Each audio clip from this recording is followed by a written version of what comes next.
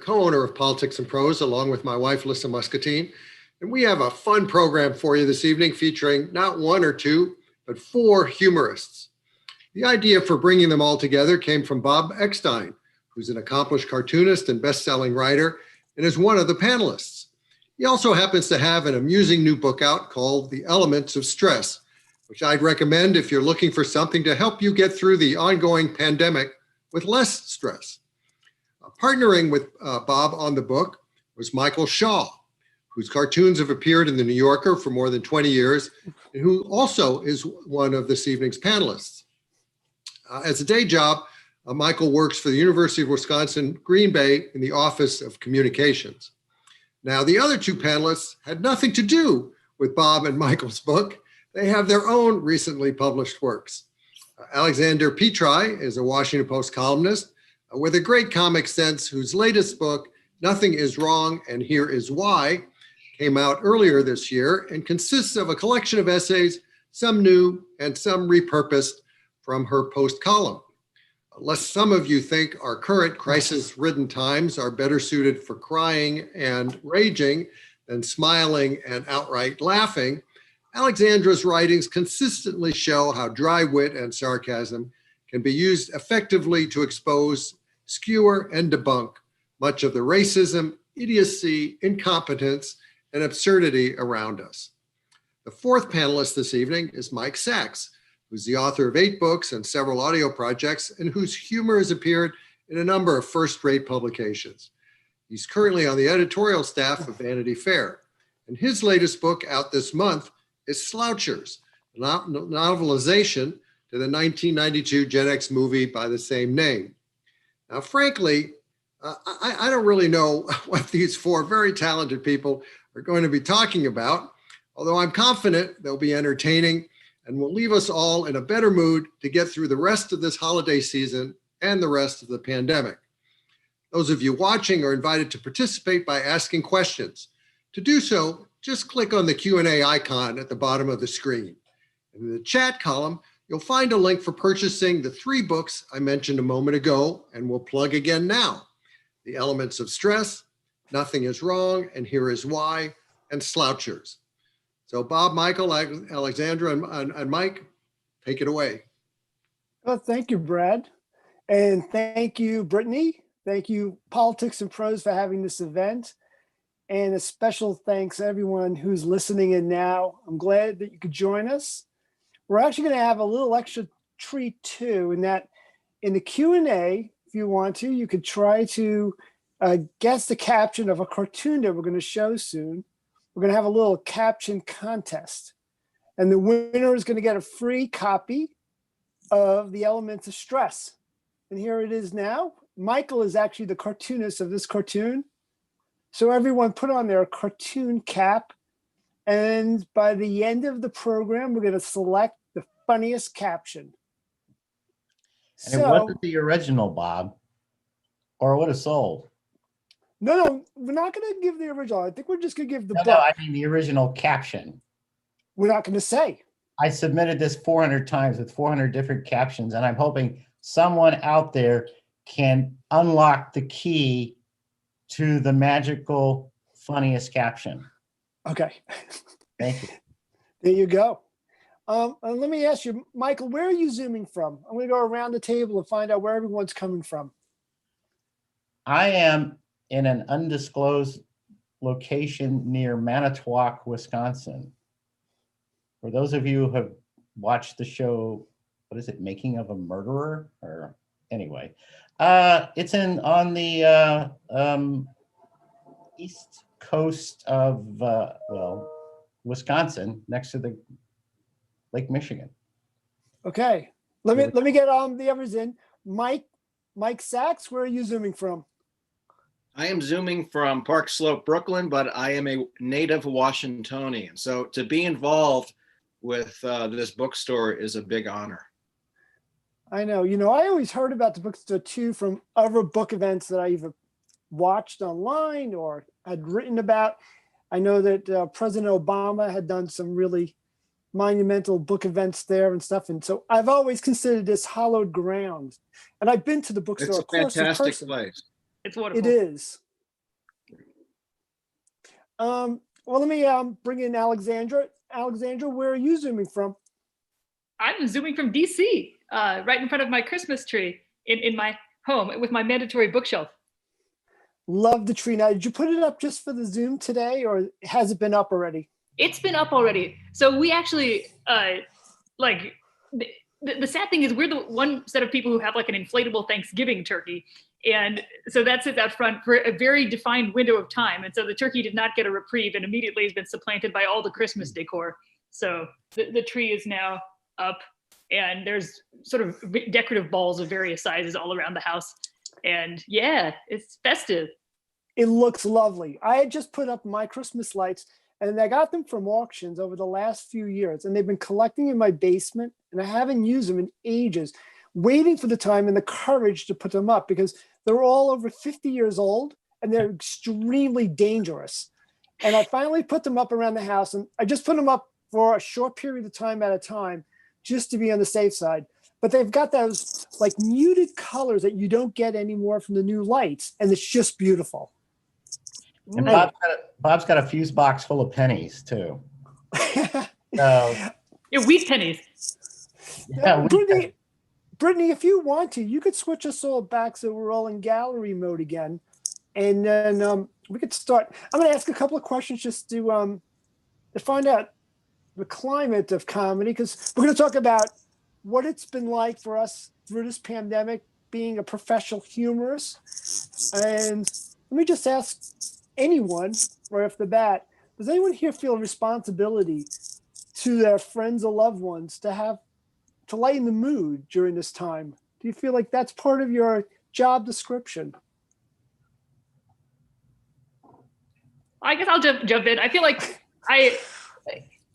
I would say that I think of it as lightening the mood, and my poor husband, who's been locked in the house with me for 6 months, thinks of it as a form of sort of modified torture that ought to be banned by the Geneva Convention in some way, because there are only so many puns you can take before your grasp on sanity starts suffering. But I do get a lot of emails from readers who are like, "Thank you, you're keeping my spirits up," but they don't have to live with me. So I think that makes a big difference to them. I'm usually asked to leave the room to lighten the mood. And it's I have a very dusty filter, so things just come out. I can't help it. Oh, I'm going to add to that before I hear from Mike, and that is, you helped me through this pandemic. You were a good friend to me this pandemic, because the project that we worked on together, as much stress as you created for me personally, being difficult to work with, you also provided a lot of stress relief and a lot of humor. And it was fun to, I'm sorry. And we're both terrible at baking. Our starters did not rise. So we said, let's do a book. Yeah, Like, I got tired of people saying make sourdough, not love. That was like the whole saying, and it's really kind of annoying. But no, I want to thank you, because it was fun to work on the book, and it was a distraction. And at the same time, I think it was helpful to people outside of just you and me. Mike, did you want to add anything? Yeah, I mean, I don't think any comedy writers are entertaining to be around. I think they're the most miserable people on earth.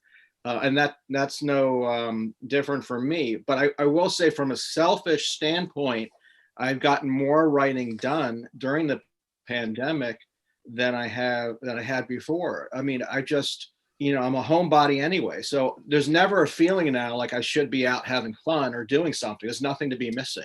So I have been quite productive these past 10 months. It's interesting. Now, do you have a routine that you have a certain place you go to? Yeah, right here. I mean, this is an 800 square foot apartment. So I'm like Howard Hughes. I don't leave my room. I'm wearing Kleenex boxes for shoes. My nails are a foot long. I mean, this is basically where everything happens. I have no other choice but to sit here and do it. As far as a routine, I have to write every day. If I don't, the anxiety and the depression and the OCD gets very, very bad. So I'm sort of lucky in that sense, where I feel I have to produce, and if I don't, I get very, very anxious.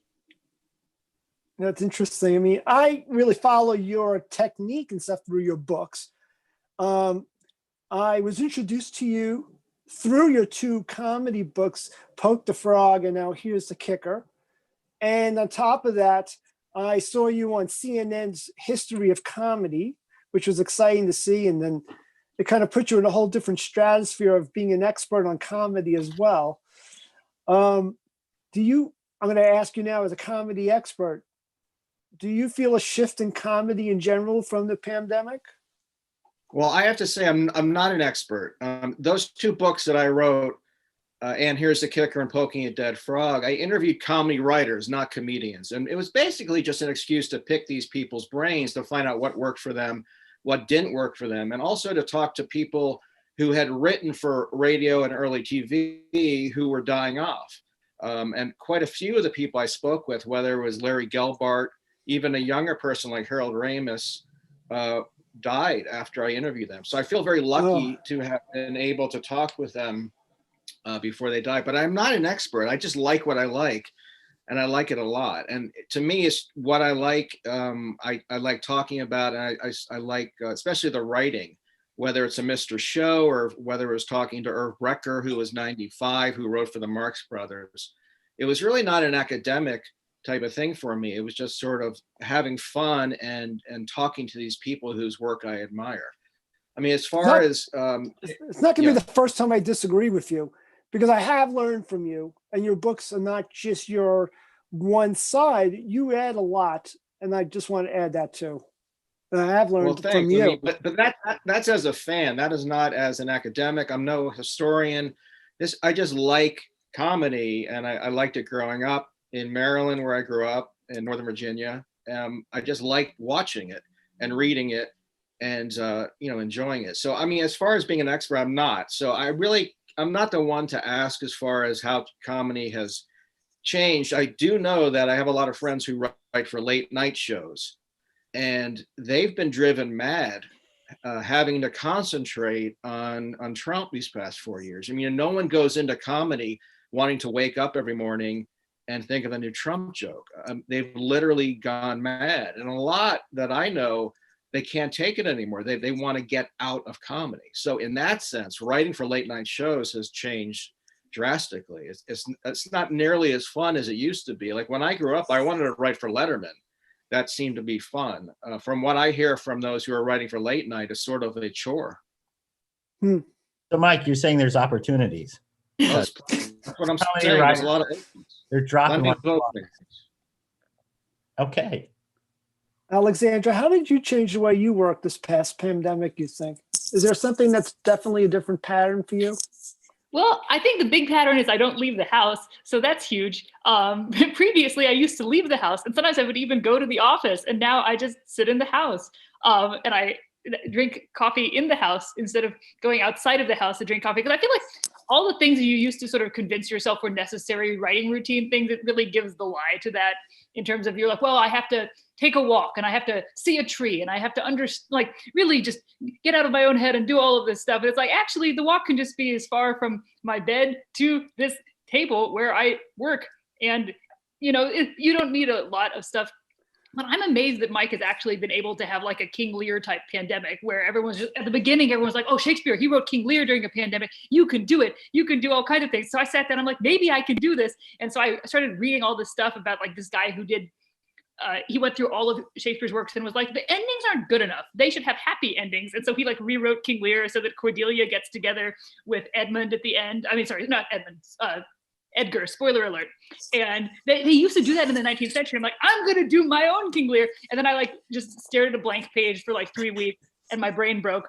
So I feel like I'm one of the people who's like barely able to get the writing done every day, but I have to because otherwise I wouldn't have a job anymore. So it's like a sort of adrenaline and terror that's getting me through, as opposed to like, yes. You have it more difficult than I do because your humor is based on current events and the news and what is happening. I can write about the 70s, the 80s, or the 90s like I've done. I can do anything, but you're so tethered to the craziness out there. No, exactly. I'm like, I have to watch the news. It's for work. And it's like, this is not sustainable. So I feel like on the sort of range from late night writers to people not being driven slowly out of their wits by the current. And you're on deadline. I'm way over. And Alexander's got a deadline. Oh, right. Yeah. To quote Douglas Adams, I love deadlines. I love the whooshing noise they make as they fly by, Yes. but I do love them. We call You that know, the one desperation. question I always hate is when people say, "Where do you get your ideas?" And I'm going to ask Brittany if she could switch over to one of my images I sent her. While I ask you yourself, do you have a place you feel like you get your ideas, like an actual physical location where you do better? I mean, it could be someplace maybe because you get away from distractions. I mean, that's why I think people get their ideas from the bathroom, in the shower or something. Well, Have you found that to be true for you? I love Stephen King's answer to that. He goes, I don't know where I get my ideas. And if I did, I wouldn't tell you.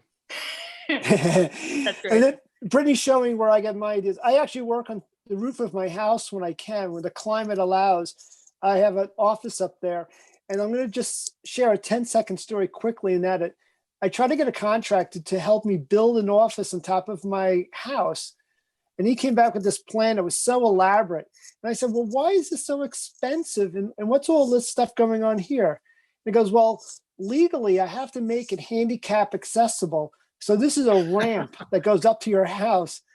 And I said, well, thank you very much. And I went to Home Depot, purchased a couple of $10 roof jacks, got a couple of boards, and made what they call an Adirondack bench. It's the most simplest bench you can make. I put this on the roof, and there you go. And Brittany, thank you very much. We can go back to the gallery, but so the only thing between you and death is a $10 piece from Home Depot. That's the type of sacrifice I make for comedy. You know, and sitting on your roof is rough on the shingles, Bob. You're not saving money. Wow. I'm sorry. I was hoping you wouldn't use these puns. I What advantage to sitting on a roof? Why do you sit on the roof? For ideas? Well, you know, I don't get really good internet reception up there, and I get away from like all the distractions. Can't get phone calls too well or anything like that. So that's why I asked where you get your ideas, because I think sometimes you have to find that isolation booth, or maybe it's just me. I'm curious to know if everyone else has the same sort of mindset. Well, for me, it helps to walk. It helps to move for some reason, whether it's pacing or walking. Yeah, I love a good pace. Your idea of like the roof were sort of like, because I think Oliver Wendell Holmes Jr. said nothing conduces to brevity like discomfort. So like if you're typing up, like standing up, you type a lot faster because you want to sit down. So maybe I'll experiment with like the death-tinged roof writing type thing. I like to steal my ideas. So I'll go find the funniest stuff I can and then change it enough that no one will think I didn't steal it. I mean, it works. Like Mark Twain said, creativity is the ability to hide your sources. So I'll go find funny stuff and, you know, turn it upside down. Well, let me ask a question for the writers out there. Do you guys write with longhand, or do you type out your first draft? I'll do longhand if I'm really stuck. If I'm really stuck and I'm like, all of my sentences are too long, because the one thing about typing is you could just type indefinitely. There's no trees being consumed. There's no resource cost to typing. So you can have these just grotesquely long sentences.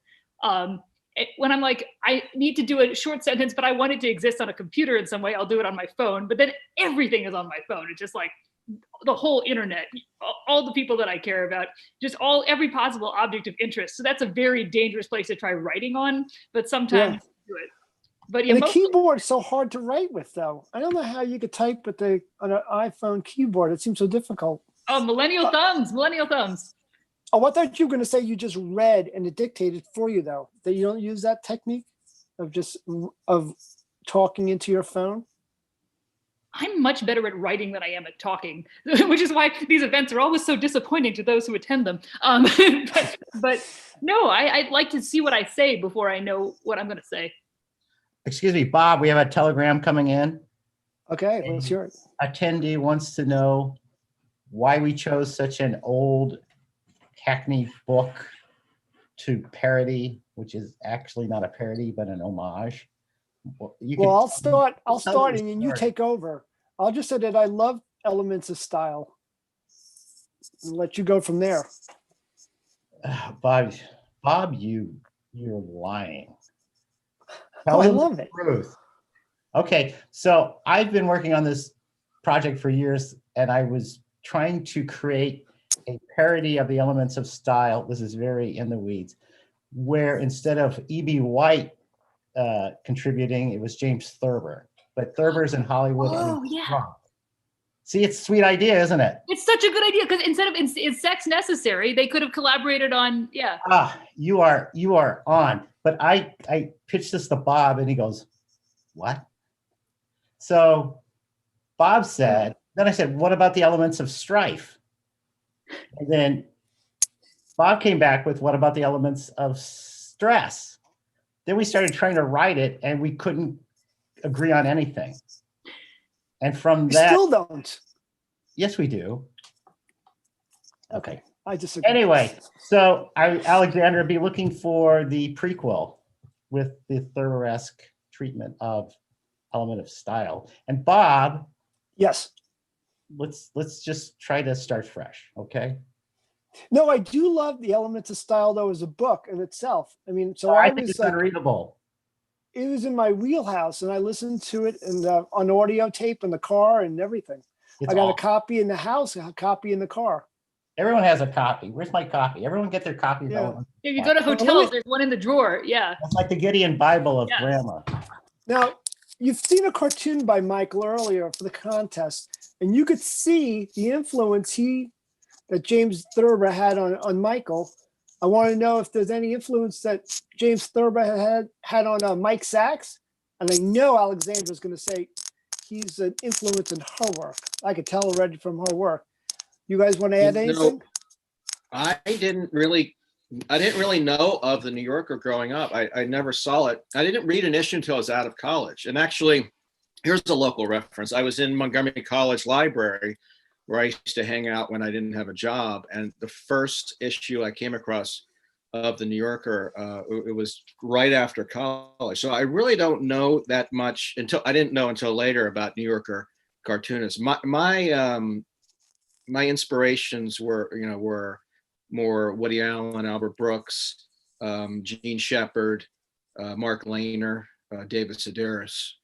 So Was it Mad Magazine too? Someone's asking us Mad in the chat Magazine was a room. big one. And also early National Lampoon, I wasn't around for it, but Michael O'Donoghue, Doug Kenny, that slash and burn type of humor. And a little later, John Hughes. That's the type of stuff that I like more so than the New Yorker, which I loved when I discovered it later, but I really didn't grow up with it. But you didn't write for National Lampoon at all? I thought maybe you did. Oh, I did write for National Lampoon in college. Yeah. They had the letters from the editor, which was a little section in the front. So I would send them jokes, and also Mad Magazine I started writing for as well. And Crack Magazine, which I had to write under a pseudonym because they discovered I was writing for Mad, and they were direct competitors at the time.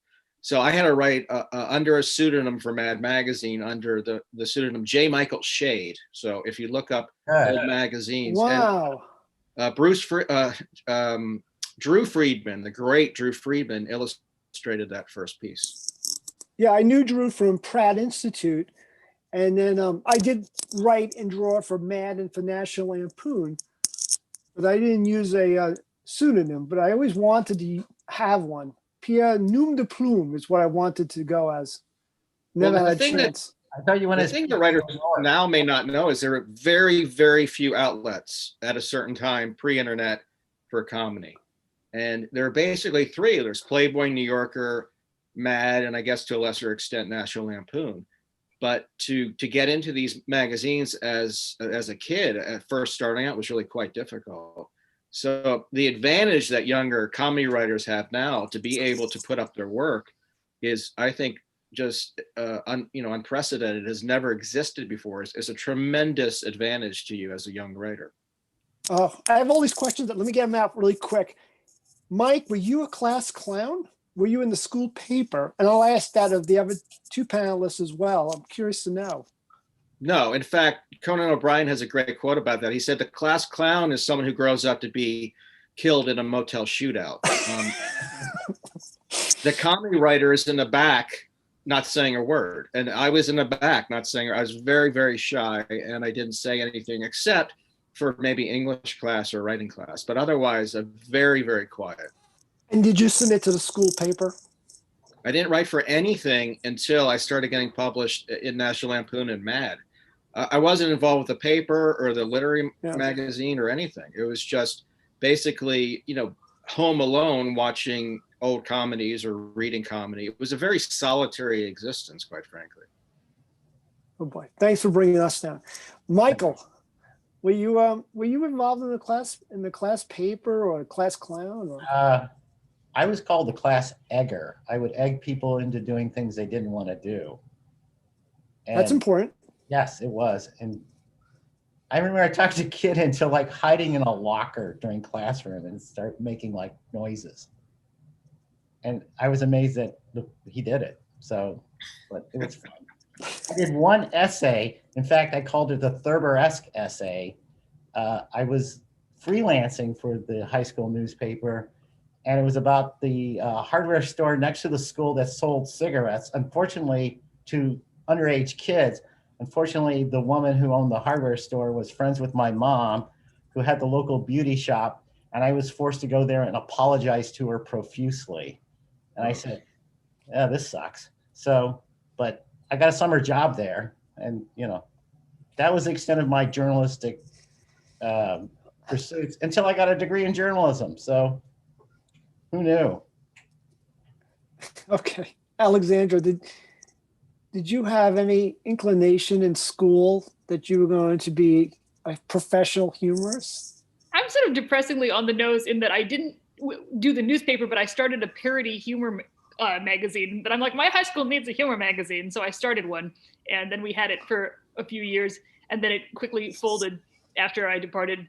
And I don't know, I was really into literature. So I was also in like a literary magazine. I I was one of those people who like dressed up as a beat poet one day and like would come into school in a beret, but then it would be like too hot and uncomfortable. I'm like, how did they do this for a decade? So that's great. What was the title of the paper? It was called The Perturbed Squirrel. Oh, that is so pretentious. I was, perturbed. They both have those sort of weird vowels in them. And depressingly, it was just never clear like what the origin was. Like people kept being like, was it this one individual squirrel where there was an incident with it? And I'm like, no, I just thought it sounded nice. But yeah. No one's ever seen a squirrel poop, by the way. Oh, I have. No, you haven't. You can't see it. He's on his roof. Of course he sees it. Yeah, you're not following my Instagram. I need to follow your Instagram. I wasn't sold on it, but now that I know it's squirrels defecating, I'm there. I stand corrected. Well, I did a squirrel operetta. Yes. This was, I did a whole thing where I set up a stage in my yard, and what I did was I had all these different masks for the squirrels to wear for the opera. And the way to get them into the costume was I encrusted, using peanut butter, bird seeds in the inside of the mask. So they would stuff their head inside the mask to eat it. And then I had my characters, and I had my act too. I couldn't get a really good Viking helmet, so I used a Darth Vader toy. And it didn't fit on a squirrel, but we used it for a chipmunk. Very successful. Anyway, we talk about James Thurber, and I didn't give you a chance to answer if he was an influence. And I had a hunch that you might want to add something, and I want to give you a chance to chime in. Alexandra. Oh, me? Yes, he definitely was. Yeah. I was like, I sort of came to him before I knew that like he was writing for an outlet. I'm like, he just sort of published these essay collections, and I have all of them. I'm gonna read them, and I just love his sad cartoons of just the absolute existential despair on everyone's faces in all the cartoons, whether they're walruses or people or owls. It's just tremendous. And so then when I ran out of Thurber to read, I started reading Benchley. And then I'm like, oh, they were all working in a magazine over a period of time. And so now I'm like, oh, the New Yorker, pretty cool. But I sort of backed into it. Oh, that sounds great. I mean, who is your favorite comedian now, would you say? Or a humorist? So, I mean, also like the biggest one, like growing up that I was always like, oh, this is a job you can have, was Dave Barry. Cause I was just like, oh, like every week there'd be like his column being like, this would be a good name for a band. I'm not making this up. And I'm just like, this is great. This is so he was very formative for me as well in terms of like. Oh wow! Yeah, jokes. I'm supposed to do a talk with him soon. Oh my We're gonna do a gosh, tell him panel. hello, because Yeah. yeah. He was in my first book, and he was very generous with his time. And I'm working with his friend Alan Zabel now, who is really great. And well, we'll all have to have a talk with him too next time. Next time we'll make this chat room grow. We'll have Yeah. a whole Zoom wall. We can have Yeah. a full sort of Brady Bunch. Exactly. Mike, I want to ask you for your book, Slouches. It's based on the movie Slackers. So how did you prepare for doing that book this year? Did you Well- actually sit and watch the movie over and over? Yeah, it's actually based on a few movies, Reality Bites, Singles, Slackers, Suburbia, and Empire Records. And, I'm going to go deep with Maryland lore here, but I was working in the early 90s into the mid 90s at Kentmill Records in Aspen Hill. So I right off of Connecticut and Georgia. So I was very much a slacker at this time. And these movies that came out really sort of annoyed me because they were making the slacker world trying to make it magical. And the world I was living in at the time was awful. I was working for $6 an hour. We were held up a few times. The assistant manager was shot to death in a famous case, triple murder in Potomac, at a party that I was invited to. So it was a very strange time.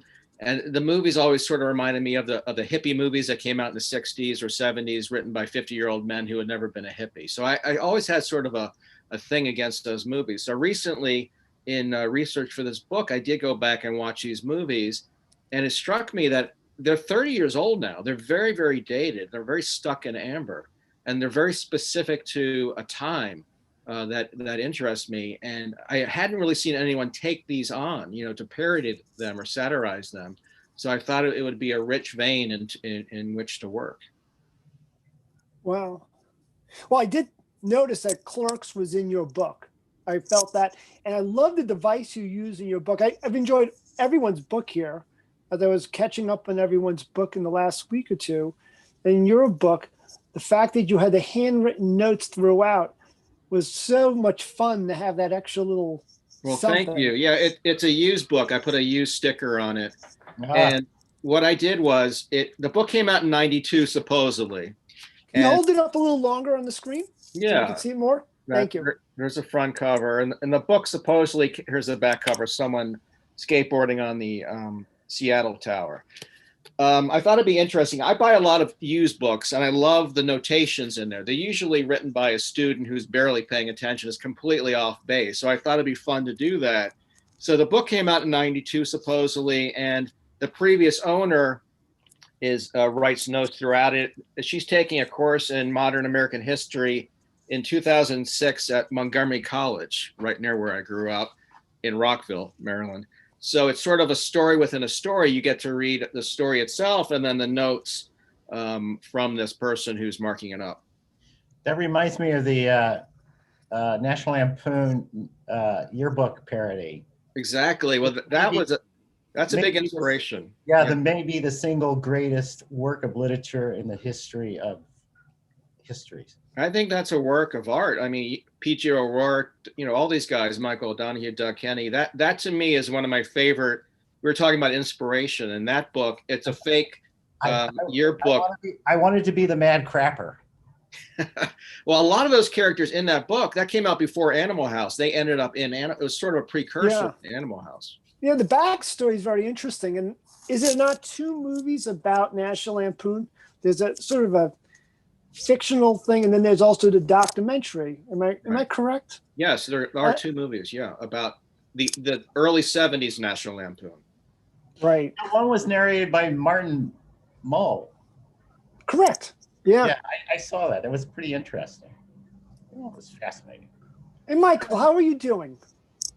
I'm comfortable. All It's a little right. cold. Now, what's your next project? It's Elements of Stress. Where do you go from there? Well, Bob, we're putting out a calendar Putting on a calendar. And what about the Elements of Stress musical? and the musical. I Right. think we're going to extend this brand out as far as we can take it, because Stress endures. I can't emphasize this enough. Neither Michael nor I are doctors. Okay, so but we are stress experts. I do have a And master's degree. Actually, everyone's an In expert in science. stress after this year. And Michael has this nice quote that is, things could not get any worse, but they can get funnier. And that's how we try to live this year. Yeah. Thanks, Bob. Okay, you're welcome. Alexandra, your book, I didn't finish it. I'm wondering if you're going to mention anything in the rest of the book I'm going to get to about your appearance on Jeopardy. Oh yeah, no. Well, my appearance on Jeopardy now it's sort of. I actually was in my first book, and it's slightly awkward because apparently you can only be on Jeopardy a single time with the same host, and so the gist of it back, years ago when I wrote it was, well, there's going to come a time when it'll be possible for me to go on Jeopardy again, and now I'm like, I wish that time had never come. I'm very sad about. So yeah, to read what then were my wishes, but it was basically, I think I went on at exactly the optimal time, which is right after high school, which is the time you know the most that you're ever going to know about the things that you're not interested in. So, because then like the rest of your life, you get farther and farther away from like biology. It's like the mitochondria might be the powerhouse of the cell. It might be something totally different. Nobody knows. And at that point, I'm like, I know the maximum amount about AP Bio that I ever will. And so I think if I were to go back, probably I would not perform as well. And whoever would be hosting it would not be Alex Trebek. Well, you have to tell us how you did. I've been filibustering on that in the hopes that I won't. I got 0, and was what made one of the commenters on the Avid Jeopardy forums described as the worst Final Jeopardy wager of all time, because the other people were tied, and so I should have wagered nothing. And instead, I'm like, I think this is a subject that I know about, and spoiler alert, I did not know about it, and I wrote, "Who is that dude?" which I thought was correct but not specific enough, and they disagreed. I like that answer. Yeah, and you got like rice-a-roni for all of that or something? Or No, like, they give you like. It turns out no matter what, if you come in third, I think they give you $1,000. So I was able to get myself a laptop. Rice-a-roni, what a 70s reference that is, Bob. It's the San Francisco treat. The last time I watched a game show was with Ted Kennedy. I don't know. And Bill Cullen, remember Bill Cullen? Everything was like a lifelong supply of rice-a-roni. The San Francisco treat. I remember Art Fleming, the original Jeopardy. Oh, yes. Right. And wasn't there like a You have another person? telegram for Alexandra. No, this is great. Do you discuss your column ideas with politicos beforehand, or do they come from reading the news only? Also, they are hilarious. Oh, this is a comment for me? I do not discuss my column ideas with politicos beforehand, although I like the idea of like politicos as an entity with whom I could discuss things. Small P politicos. But I mostly just watch the news whenever I'm most frustrated by, then I start typing on it. But I want to go back to old time game show hosts, because I watch a cartoonish amount of like the old game show network shows, like the one where they had couples on and they'd like make them wear headphones and they try to guess what their Sure. secrets were. Anyway, if people want to discuss that more, I've watched a lot of it and there's never an outlet. There's a funny story about You Bet Your Life with Groucho Marx. And he worked the whole crowd ahead of time, and everyone knew what the questions were going to be. And it was all fixed. Oh, come on, Michael. Why are you doing that? And they won like $12 at the end. I mean, but by today's money, that's thousands. So. Oh, That's boy. pretty good. Yeah. We're kind of running out of time, and I feel like we're going to do the final Jeopardy question before Brad joins us again, and we'll take some questions from all our listeners. I was going to play word association, and I had a list of different things we could go through, but we really don't have time, so I'm going to say one, and we'll see how we do. And that is, I was going to throw out there for a subject, Terry Gross, a very literal crowd. And I know for a fact that there's a couple of panelists here who have a Terry Gross story. Who would like to go first? Well, I can say I wrote a a piece called NPR Fan Fiction, in which NPR hosts, including Terry Gross, were featured like one would be in a fantasy novel. And the scene I had of Terry Gross was that she was playing with her breasts beneath a waterfall. And I'm happy to announce that Bob showed this to Terry Gross. Now, I never asked you what her reaction was to this. I kind of wish you wouldn't have done that, but you did. So what was her reaction to that? No, she was a very good sport. Terry was a friend of mine, and Mike's a friend of mine. And I felt like this couldn't go on to it. There was going to have to be dishonesty, this transparency. But she's used to this from me. I'll tell you my quick Terry Gross story, and that is we were texting each other on the election night in the year 2016. I was on the newsroom floor of the New York Times covering the election. I was live drawing it, and I was reporting on the votes coming in. Together, we were learning that we were going to have a new president, and that everything was going a little differently than we anticipated. And at some point, I was thanking Terry, and I said to Terry, I said, I really appreciate being friends with you. I appreciate how busy you are. And to tell you what type of night it was, autocorrect changed that to, I appreciate how busty you are. And but Terry's a really good sport. She got a kick out of the piece that Mike wrote, and everything is forgiven. As a matter of fact, she has a great sense of humor about all that stuff and being made fun of. Because Michael, why don't you go next? Because you have a story about Terry Gross. Okay. I think I had the first New Yorker cartoon about Terry Gross, and it was Good Cop, Bad Cop, Terry Gross. So the good cop, let's see, it's bad cop, good cop. So bad cop goes, we got ways of making you talk. Good cop says, want a cup of coffee? And Terry Gross asks this really, really long question and then answers it and said, don't you agree? Because that's the Terry Gross technique of interviewing. And then you just have to agree because she's presented not only the question, but the answer, and then ask you to agree with her. And it was great drawing too. Yes. And she said, how did you get my dialogue so correct? I go, I went and got one of your transcripts. I just basically took about 15 lines of something she said and made it into a word balloon. So I hear it's hanging in your cubicle even as we speak. Alexandra, do you have a Terry Gross story? Oh, that's great. No, I don't. I'm the only one here, it seems like, who hasn't done any transformative Terry Gross work. But well, don't worry. Don't worry. We're going to make a story for you because Terry Gross is going to join us right now. Oh, Let me just have her join. No, I'm only joking. Oh, I was gonna do Cool that. Humor, Bob. Yeah, I'm sorry. Listen, we don't have time for that sort of thing. Next time, definitely. I promise. I made that commitment. But Judy Woodruff, everyone. Yeah.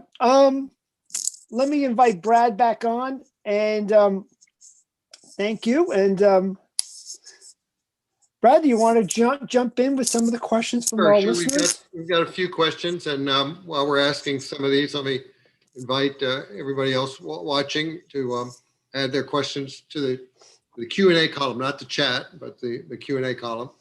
And Bob, meantime, while we're doing this, are you going through the chat and looking at these captions, or Michael, or who's? I've been looking at them. There's some really good ones, but I also want everyone else to chime in on which ones they like too. Okay, so you put your captions, if you haven't already, in the chat column, and we'll go ahead with the questions in the Q&A column. So this first one, I guess it's to Bob and Michael, and the questioner is curious whether you guys ever steal jokes from one another. Well, if Bob's were funny enough, I would, but I kid because I care, Bob. Wow, words hurt. Yeah. Okay. You know what we do is, no, Brad, I'm going to answer that though. I think that Michael and me both would check things. When we do a cartoon, we will go and Google and make sure that the cartoon idea hasn't been used before. We try to make sure that all our jokes and cartoons are original. Or we change them enough that you can't trace it back. Because remember, I did the cartoon of the two seagulls and There's a McDonald's French fry wrapper or French fries, and this one seagull goes, "Harold, you promised to cut back on carbs." And Bob said, "I want to remind you, I did a similar cartoon in, so." My cartoon was the seagull telling the other one eating a French fry, "Don't spoil your appetite. Your father found a burger." That works on different levels. Those Okay, levels. Brad, let's move on to the next question. All right, here's a question for Alexandra from Christopher, who says, "We all know that women are funnier than men. Clearly, Politics and Prose recognizes this too, since they need 3 of them to keep up with you. But do you feel like you have had to work harder to prove your comedic chops in what is such a male-dominated field?" Well, I think sort of yes and no. Obviously, men and women are both funny. People are funny or not funny to degrees that have nothing to do with gender. But I do think it's been nice that I'm mostly somebody who appears in written form, because I feel like if what hits you first is just a bunch of black words on a white background, people don't immediately look like, oh, like, what are the names associated with it? And if it makes them laugh, then they think, this person is funny. And then they look up who it was. And then they write you an email saying that they're happy about it. Because if all they see is like your name, then they sometimes just skip it and just send you something calling you a rude word. But so I think having the opportunity to go in their words first helps a lot, because then people who read it either think that I'm funny because of what I wrote or not because of what I wrote, as opposed to like, hello, yes, I'm here to tell you how female I am, and now let's have an interaction. So that has been kind of a luxury in some ways, because I do agree it's a little bit frustratingly, even now, decades after Christopher Hitchens's internet, we're still having to like have that question come up. But more and more seldom. I feel like at this point, people are like, no, we get it. We're around. Do you feel the same way though when you were doing stand-up? Because you experimented with stand-up for a little time, and do you find it was a similar sort of a forum? Well, I feel like it's sort of, I didn't find it that much of a problem. I don't think people were like, I'm directly hostile towards you because you're a lady. But you would have sort of the sense that there were rooms to which you like weren't invited, not like literally comedy rooms, but just like rooms in general, or like things in general. But I think it is also sort of that becomes the first thing that people notice about you, which is the difference from writing, where people are like, and now it's a lady. Like, is she a sexy lady who's going to be doing a joke, or is she like a lady in a sweater? Like, what's her vibe? And so it becomes all about like them telling everyone how female you're going to be before you even get to the mic, which is sort of frustrating. I think that may have changed now. I've been sort of out of the scene for a while, where it's just like, this is a person who's going to either prove or disprove the theory of relativity is how they introduce everyone. Uh-oh. It's very sciencey now. I just read a funny caption, but it's, "And then we ate dancer." Panelists, that's pretty good. There's a lot of good ones, really good ones. Yeah. Too bad I can't resubmit this now with these extra captions, but. Well, do we ourselves want to make a suggestion? Mike, do you have a caption you want to throw out there that's just for kicks? No. Okay. I have second. one. But there are some good ones, and my favorite one so far was, and I screen caught it. I'll have it in a second. Sorry. All right, I'm going to throw out my I'm looking suggestion. now. I want to form an opinion as well. Mine All right, so is the one I liked it's- was, "Tell me, when did you stop believing in yourself?" That's amazing, because that's very close to the original caption, which was, if you don't, let's see, I can't remember it now, but how do you expect anybody to believe in you when you don't believe in yourself? There it is. Yeah. But that's it's very good. Great. too long. And that wasn't accepted at New Yorker? Oh, well. Are you kidding? It's too funny. Oh no. Don't do Not that. droll enough. Yeah. You Yeah. know what? I like the one with Virginia Woolf, but I think that the one that Mike said might be better. My caption suggestion was, it was never about the gifts, it was about the power. But I really like Mike's, the one that he found. And do we know who wrote that? Can you Yeah, remember? let me, It is Matthew Blair. Before we choose Matthew, Alexandra, do you have one that you saw that kind of you want to throw into the ring? One that you really liked? I mean, I liked all the ones you mentioned. I also kind of like, my mother always liked my sister best. Tooth fairy this, tooth fairy that. But that made Calm me. down, Matthew. You're in the running. Don't worry. I Yeah, came that- up with I don't believe in Freud either. That's droll. That might be too layered. I like the Virginia one too. I don't see that one. Oh, this is good too. From Grace Richardson. Sometimes a candy cane is just a candy cane, Mr. Claus. Yeah, That's pretty good. I did. Sometimes a chimney is just a chimney. So you know where I'm going, down a chimney. These are professional answers right here. Yeah, Brad, you might have to break the tie. We have Matthew with that's a good one. Believing in yourself. We have the Virginia Woolf one, and I like the candy cane one. I think that's also a contender. Do we have to break it? Do we have to decide on just one? Or, I mean, how? Well, the book is too slim to break into 3 parts. Is that what you're suggesting? I think whoever Sure. doesn't want you to break it into 3 parts should be the real winner. I think let's take another question and give people another chance for a caption. Like, this is the last call where we answer a couple more questions. All right, here's one for all of you. Do you have any suggestions for how Donald Trump should spend Inauguration Day? Oh boy. You should go to a nice bookstore in DC and learn of elevate himself. Well, that's a good point. I know that Obama shopped at your store, Bradley. Did any of the Trumps ever come in to shop?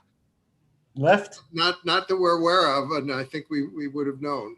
Right. I want to thank Wendy for her response. Good one. She wrote in prison. Way to go, Wendy. Yeah, we're getting in prison, offshore, in confession. Some good suggestions. All good. And Christina has a question again for anyone who wants to take it. How do you deal with all the humorless PC-ness these days? Good question. You said PC-ness, right? PC-ness. Okay, I thought you were saying sorry. Well, that's a subject you could talk about for hours. That's Yeah, that's the next week's program. but Why I do you have make noticed fun- you make fun of it. you do. You attack it and you don't let it sit. You- I feel like it sort of it's that's such a broad term because there's like a lot of like smaller things in that. 'Cause there's some things where it's like people like they like what do you think is funny? It depends on what you think is true about the world. So like if you don't think that a joke is based on a premise that's real, like based in reality, you're not gonna laugh at it because you'll just be like, that's just an inaccurate statement. So I feel like sometimes people are like this, like sometimes people view like a PC crackdown as just somebody being like, I don't think the premise on which your joke is based is amusing. I'm like, like that's a poll joke from the 80s and I'm not in favor of it. Yeah, Like- I haven't heard anyone under 48 use the term PC, so you sort of like can figure out where that's coming from. And if you're appeasing everybody and everyone thinks it's funny, you've done something wrong. It's the same thing I say, if Mariah Carey song, if everyone likes it, I mean, is it a great song then? I mean, Mike, what would you say about comedy that tries to make everyone laugh? Well, I think people can see into that, and it ends up making no one laugh. I mean, in the end, I think you have to be very specific and make yourself laugh.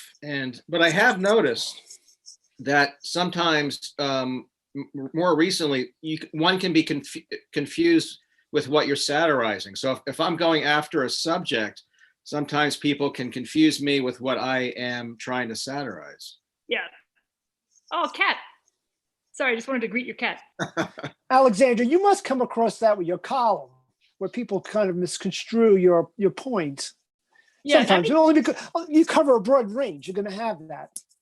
No, because online too, it's difficult because people can never tell what your tone is. And so there's this thing called Poe's Law that says like any sufficiently committed person with a bad idea is indistinguishable from satire. And so if you're trying to do like a really on the nose satire or something, people will just be like, this person has a terrible opinion and they have bad thoughts. And it's like, yes, all right. So you have to try to do something else with it. But yeah, no, it can definitely happen. It gets flattened. So here's one question we can end on. Somebody who's looking at this panel and wants to know whether half of all humorists wear baseball caps. Yes. Yeah, statistically. That's right. I We have think noticed that's that, a haven't we? pandemic thing. Bob, didn't we attend some sort of live event where half of the men were wearing baseball hats? Was it a baseball No. game? Yes, Yeah, actually. it's called baseball, Mike. I don't know what you know. Yeah. It's the hot stove league. I think that's a very interesting question. I'm going to delve into that deeper once I get off the. I questioned Brad ending on that question. That's a bizarre last question to end on. Yeah. Well, no, but Well, now we have to get back to, I mean, we've got to get back to the challenge of the moment here, which is to pick the Yeah. winner caption, right? Okay. Oh, This is yeah. real work.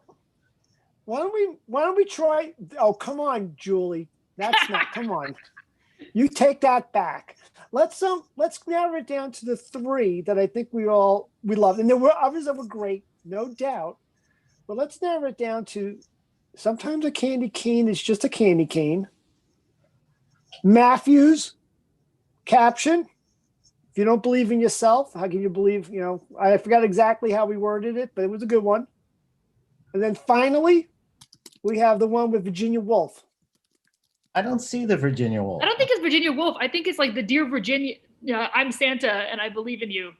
Like the famous Santa letter. You mean like It yes, was early on. It was Yes, early on in Santa. the program. Yeah, yes, Virginia. There is a Santa Claus, like that Virginia. I don't think that's Virginia Woolf, unless I'm completely off my rocker here. maybe it's yes, Virginia Woolf. There is a lighthouse. Ha. Ah, Oh, I don't. what do you want to do here? Oh, Let's that's take it to a vote. Let's go. Raise the hands for a candy cane. Who wants to go with the candy cane one? I'm going to go with that one. I love that one. I can't see the Virginia one. I need the complete. It was really early on. It was like 6:17. And if somebody whoever wrote it wants to just put I it, think so when did you stop Resubmit believing it. Virginia? Is that the one? it was along those lines. Yeah. Yeah. Yeah, no, 66 by Bob. Mel. I'm going to go with Matthews. I'm going to Yeah, vote for the one that I believe in you. That's a great one. I'm going to filibuster. All right, Brad, you agree? Can you give us a little blessing here so Yeah, we don't no, go to? I like that one too. All right, let's declare Matthew the winner, and thank everyone for participating because this was fun. And if we can, Brittany, can you share a couple of more images? We have the books from everyone. Yeah, hooray to Matthew. We have a few other cartoons we could share and stuff, and our books. You need to collect Matthew's mailing address. Yeah, Matthew, if you want to, what you could do is you could contact the store with your mailing address, and I'll make sure you get a signed copy of the Elements of Stress. You can email events@politics-pros.com. And this book will help you through the rest of the pandemic, or you could use it to help a wobbly table. It's Yes. just thin enough to. That's Michael's joke. Thank you. Bob, your clowns aren't. Oh, Yeah, one we clown. can move along. Yeah, Brittany, if you want to show anything else, we have a couple of Michael cartoons too. That's that's not PC. I don't approve of that. Oh, that's that. You can tell how old that one is. There's a television with that's pre-widescreen. Yeah, Michael, you did this in the 1940s. Yes, I did. They're watching a Dumont, and it's whatever show was on in the 40s. Michael's 135. Yes. What was This is maybe one of my favorite cartoons ever. It's funny because my brother came up with that caption because he came up with sort of, I had the drawing, but I couldn't quite come up with a caption. Oh, the caption's everything. I give no credit to the know. drawing. What is the caption? I know it's like snipped. It's oh Lord, why art thou such a drama queen? Oh, that's good. It's good. Thank you, Julie. Is that Oh, on? this is the drawing I did. I did this of the store yesterday. This is just fueled on guilt because I did a painting of the bookstore with the old awning, and I didn't realize I had changed the storefront. So I did this quickly, and thank you for sharing that, Brittany. It's very gestural, Bob. That's what people say about me in the bedroom. You're. Oh. I gotta go again. Sorry. Going a little Leroy Neiman there. No, you don't stop at the insults, do you? I love Leroy Neiman. Are you kidding? No one does. No one does. How about Bob Ross, Bob Eckstein? And also, it's helpful that you're using these references that nobody under 60 will get. I'm like, I think That it's is- pronounced Leonard Nimoy. Oh, No, no. I know. He's a painter. Alexandra, do you a know painter. who Leroy Neiman is? I'm assuming from context clues that he's a painter of some kind. Oh God, this is Mike embarrassing. must know didn't he get into Playboy quite a bit? Yeah.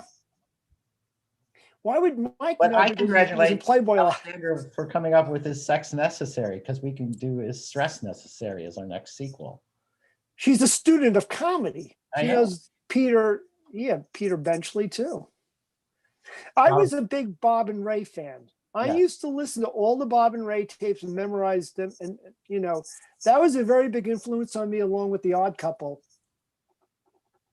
Now, I have to say Lampoon in high school it was my Bible. And I have suffered the consequences since then. So guys, I think we need to wrap it up. But Bob, Michael, Alexandra, and Mike, it's just not often enough these days that we get to enjoy any time free of stress, let alone a whole hour. And we're very grateful that you did this with Politics and Prose, and for everyone watching. To all of you on this webcast, a reminder that you can find a link in the chat column to the latest books by our panelists: The Elements of Stress, Nothing is Wrong, and Here's Why, and Slouchers. Thanks to all of you for tuning in.